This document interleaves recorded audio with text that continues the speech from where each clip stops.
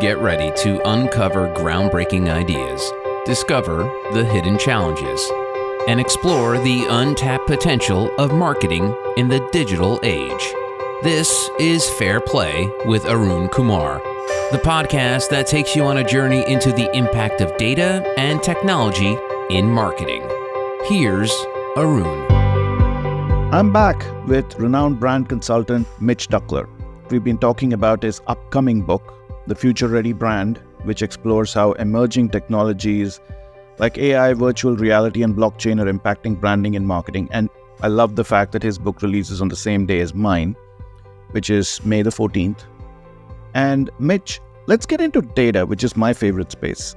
Many CMOs lament either not having access to actual consumer purchase data, or they talk about being overwhelmed by too much data that they struggle to make sense out of.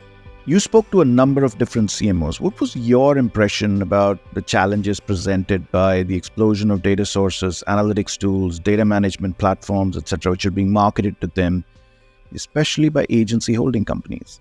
That's a good question. I would say, there, as you might expect, there is a great appreciation and respect for data, the role data plays. And I think all of them to a T felt like it is critical for them to make data-driven decisions. I think that is one of the areas where they saw AI could be most helpful for them, right? To essentially kind of cut to the chase, identify the data that's most critical and how best to use it, and how to have that data inform their decision-making.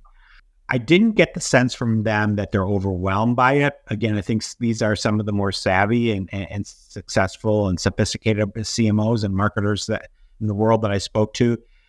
But they all kind of understood. I think data just for data's sake isn't going to cut it, right? It needs to be purposeful. It needs to be able to inform better decision making. Otherwise it's noise. The other common theme I think that rose to, that kind of came out of all of these conversations, I think, is the importance of especially with AI, with privacy becoming a bigger concern, is the importance of zero and first party data. And that the real winners at the end of the day in the data game are going to be the ones that have that. They're not relying on second party, third party data.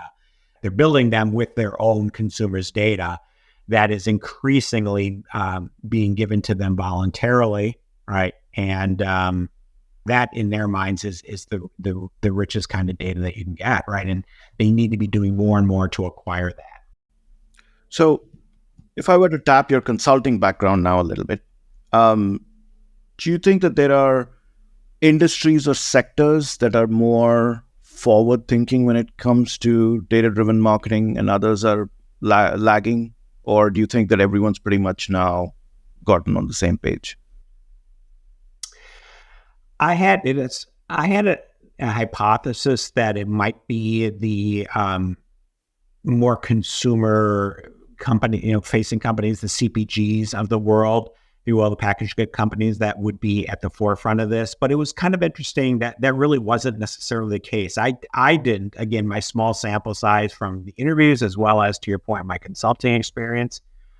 In terms of data per se, I find that it's fairly balanced. There were a lot of fairly traditional industrial type B2B companies that are using data. They're using technology such as AI. Obviously, they're using them in different ways because of the very natures of their business, but they are using data and really to very similar extents, if towards different ends. Do you see any, one of the things that, obviously I know that there's a lot of data that's been used in the media space in terms of optimization, audience segmentation, etc. But any examples of brands that you thought were trying to do a better job of integrating data into the way they were telling stories? Because ultimately, there's research that seems to suggest that if you're looking for things like increase in brand profitability, the brand profitability gets impacted more by, brand growth gets impacted more by the creative messaging the positioning that you take as opposed to the kind of audience segments you choose or the media choices that you make. Which on the face of it, there's nothing surprising or shocking about it. But if you actually look at the time spent by many people on this entire process, I know from an agency perspective, we spend far more time on audience segmentation than actually figuring out how to make the creative vibe with the different audience segments that we've kind of produced. So do you feel like there's any great examples of data usage in how they've created content, how they've figured something out about an audience and therefore changed the way they're telling stories? My perspective is that it's all equally important, right? It's, I would say, and maybe this is simplistic, but I would think about it in terms of three different phases, if you will. I mean, I think that the first is certainly segmentation, right? Understanding that all customers are not alike. Some are going to be more attractive to you and your value proposition than others, right? So it's understanding, who it is that you want to target. And then secondly, based on that, what is your value proposition? How do you position your brand, right? So that's the strategy piece that follows the segmentation and targeting. And then none of that matters if you're not executing or activating on brand, right? So once you understand who you're trying to appeal to, you've got the brand positioning and the UVP, the unique value proposition to appeal to them, then you need to consistently execute against it. And I guess I would argue that they're kind of, it's like a three-legged stool, I guess. If any one of those legs falls, right, the entire stool's gonna tumble. So I don't think marketers have the luxury of just saying, hey, you got to nail this and don't worry about that. They're really all important. It's a package. One of the things that I've again heard, which can be quite controversial, is that there's a belief that because data-driven thinking, algorithmic thinking, etc., has come to the forefront, that many marketers are not quite prepared for it, that their backgrounds have either trained them in the creative space, that they come from a very different world, that some of the younger people who are coming up are actually a lot more comfortable dealing with data platforms. They're digital natives, and they don't really find it a huge lift to try and understand the space. Do you see that difference? Because there's a genuine concern among certain people that, the older you are, or the more traditionally built you are as a marketer, the less likely you are to embrace some of these future-facing trends. I would say that, at least from the ones that I spoke with, and most of them are, they're obviously fairly advanced in their career, so they're not kids. There was some of that mentality or that sentiment, I think in particular as it relates to like social media and maybe to a lesser extent content marketing, some of the things that are a little bit more, I don't want to say basic, but some of the core tenets really of digital marketing. I felt they felt less behind, which was interesting in terms of some of these emerging technologies. I think they almost felt like they're on a level playing field in terms of AI. Like everybody's kind of figuring this out at the same time, and they're not necessarily behind. Whereas they feel to a certain extent that digital natives had an advantage over them in particular with things like, email marketing, with social media, because that's essentially what they grew up with.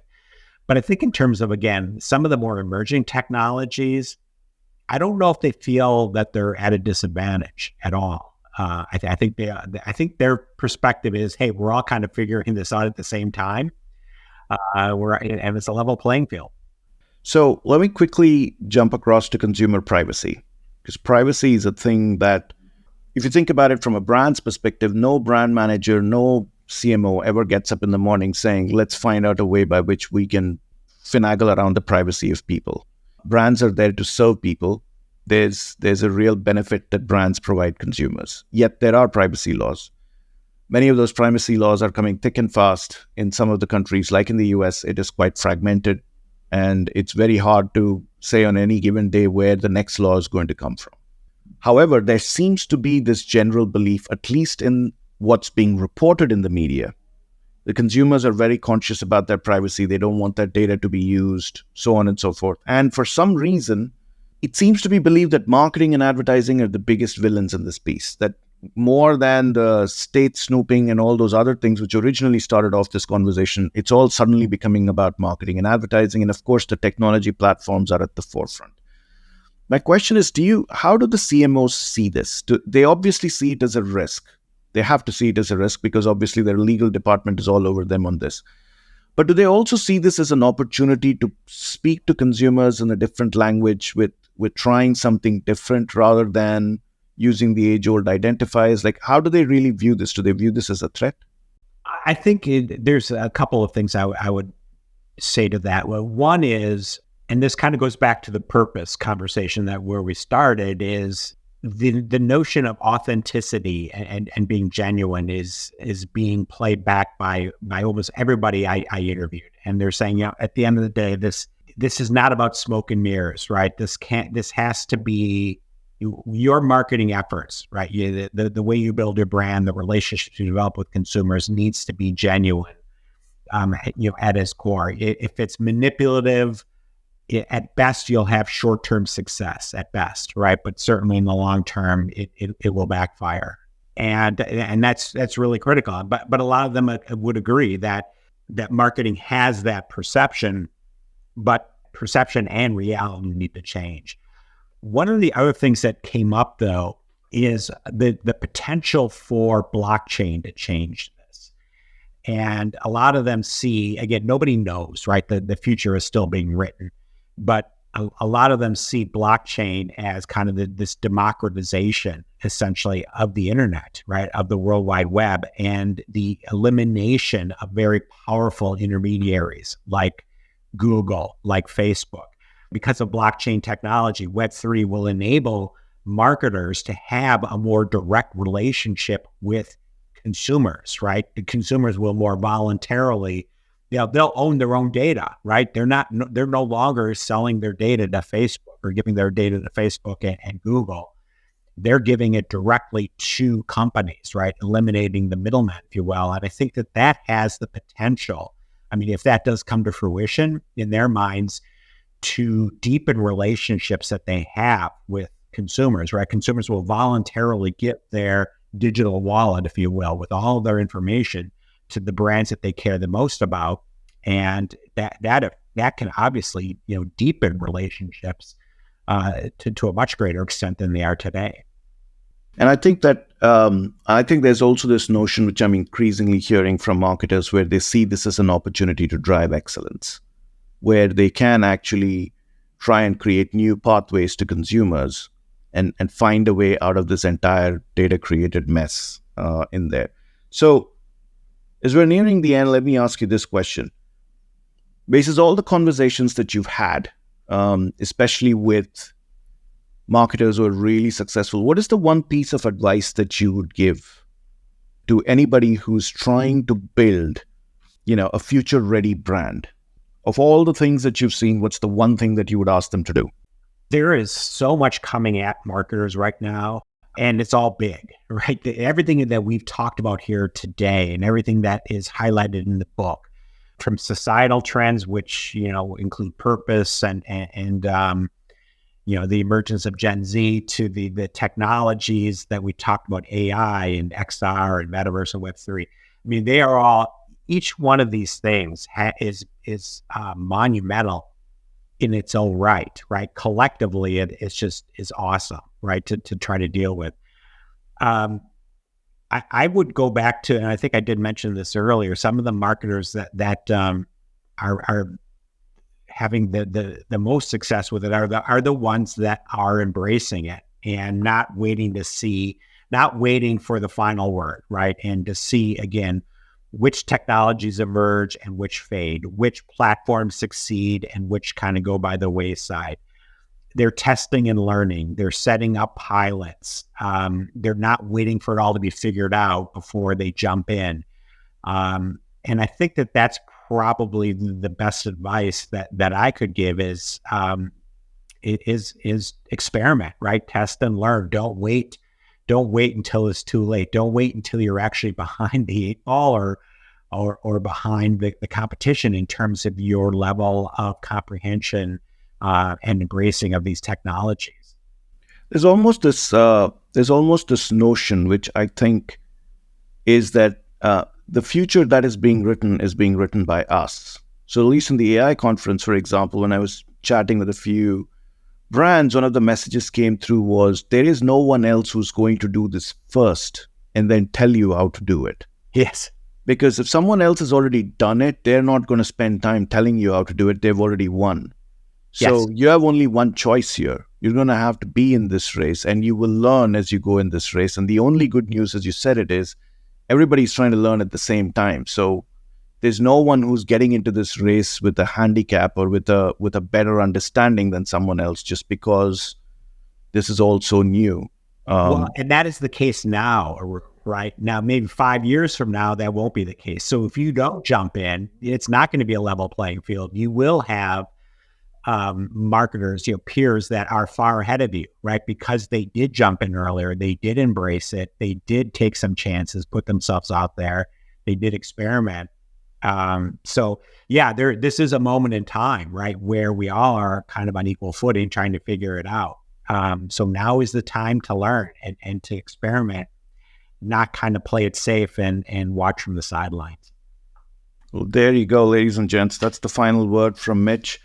If you haven't already noted down, May 14th, Mitch's book, The Future Ready Brand, is coming out. You should also check out The Indispensable Brand if you haven't already done that too. They're a good set to read. Thank you so much, Mitch, for giving us your time, and wish you the very best with your book. Thank you, Arun. Thanks for having me on, and congratulations on your book too. Best of luck with it, and I look forward to reading it as well. Thanks, Mitch. And that will do it for this episode. If you like the show, please take a moment to subscribe so you'll get notified when I release new episodes. Also, if you have a moment, I'd love it if you left us a review so that other folks like yourself can learn about the show. I'll see you next time. This has been Fair Play with Arun Kumar. If you want to uncover the keys to using data wisely and fairly in an ever-changing world, go to arunkumar.com for more insights and resources. Fair Play is a production of Forbes Books.